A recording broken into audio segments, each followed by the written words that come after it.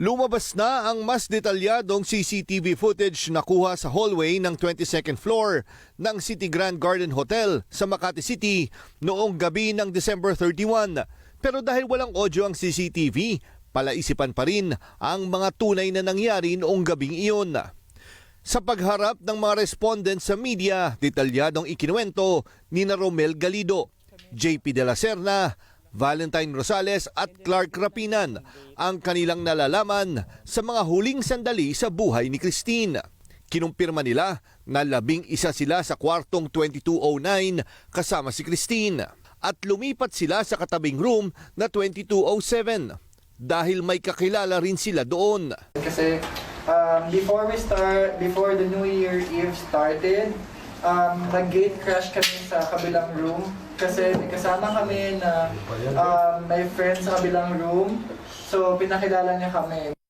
2:50 a.m. nang lumabas si Christine sa room 2209 kasama ang isang lalaki para pumunta sa room 2207 at makalipas ang 2 minuto, bumalik din sila sa room 2209.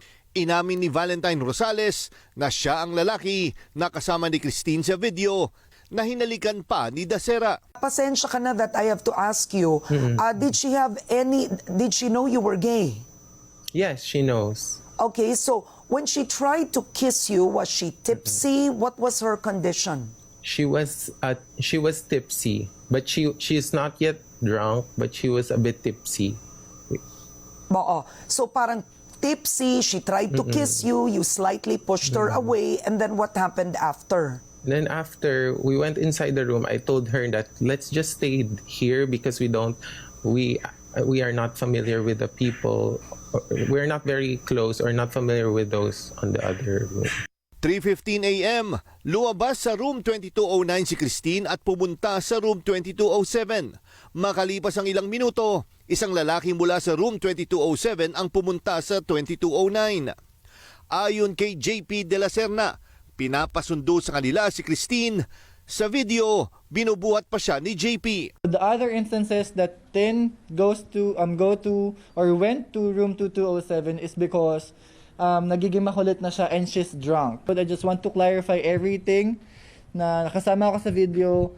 Doon po sa video, nang away po si Tin sa room 2207 and that time I'm the one who picked her up. 4:39 a.m. Lumabas ng room 2209 si Christine kasama si Valentine at pumunta sa room 2207. Doon umano nagsimulang magsuka si Christine. By 4 a.m., we're still in the room and we're having party, we're chatting, yung normal na nagkakantahan, nagkukwentuhan. And then, by that time, I know, nawala pa si Tin. Nawala pa siya. Tapos, nag-CR ako, kaso yung CR namin may suka. So, lumipat ako sa kabilang room para Sa 2207? 2207 Okay. para maki-CR. Oo. And then, pagka punta ko doon, sabi sa akin ng isang tao doon, actually, pinapainom pa nga nila kami bago maki-CR eh. Parang, inom ka muna bago maki-CR, ganyan. Tapos, and then sabi niya sa akin, quote and quote, ko yung friend nyo nagsuka. 6:23 a.m. Kinarga pa ni Valentine pabalik sa room 2209 si Christine. Yung pagbuhat nyo kay Christine, nakita sa CCTV na buhat-buhat na siya, yun yung pagkatapos siya nagsuka sa 2207 at isang beses lang yon, correct? Yes. Okay. Sa kabila. Oo, sa kabila. Pagdating sa 2209, after 4 a.m. na to, Clark, gising pa siya konti. Tama ba, Clark? Yes po. Okay, at kailan siya pumunta na sa banyo ng 2209 para magsuka? At napunta sa bathtub, mga anong oras? 6 na po yun. Mga 6:15, 6:20, 6:30. At that time po, ang nangyayari na lang po is, suka na po siya ng suka. And then, sige po, nagsasabi siya sa amin na nasusuka ako. Yung lasing na, guys, nasusuka ako, ganun siya. And then yun, as a friend kami, ina-assist namin siya, what do you need? Water, anong gusto mo, ganyan. So, ina-assist namin siya. Ayon naman kay Romel Galido, alas 10 ng umaga, nakita pa niya sa bathtub si Christine pero parang hirap huminga. Nakita ko si Tin, humihinga pa. Kumbaga, 10 a.m. Gumaganon pa. Okay. yes, and then, pero nakapikit lang siya, and then, hindi siya nagsasalita. And then sabi ko, Tin, tara na, maganon tayo, lipat ka na doon. Then sabi niya, nag-move, yung kamay niya, doon sa tiyan niya, and then nag-move, gumanon. So akala ko, pinapaalis niya ako. Sabi niya, I think comfortable na siya sa lugar na yon. Then sabi ko, okay, sige, dyan ka na muna, mamaya na kita ulit gisingin. Then sabi ko, then kumuha ko ng blanket, and then kinumutan ko si Christine. Alas 12 ng tanghali nang makita umano ni Romel na masama na ang lagay ni Christine sa bathtub. 12:23 p.m. tumawag na sila ng responde sa hotel management. Pagdating ng 12, bumalik na naman ako ng CR para na-check si Christine kasi, at sabihan na umuwi na tayo kasi may work pa ako, sabi ko. And then, doon ko na napansin na hindi na siya humihinga, wala siyang check yung pulse niya, wala, breathing niya, wala. And then yung lips niya parang purplish, I don't know, purplish or parang ganun kulay. The dark na yung ano niya.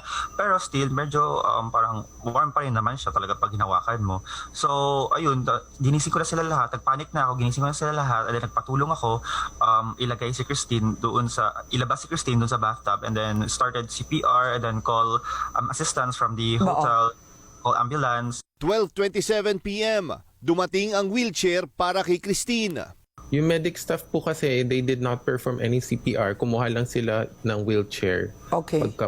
Di ba pumunta sila, wala pa silang equipment. They said babalik sila. While they were umalis sila, sini-CPR siya nila Gigo and ni Rom and ni Clark. Tapos bumalik sila with wheelchair na. Kaso yung wheelchair na kinuha nila, walang leg assists. So ang hirap. Ako yung nag-transfer kay Tin to sit in the wheelchair.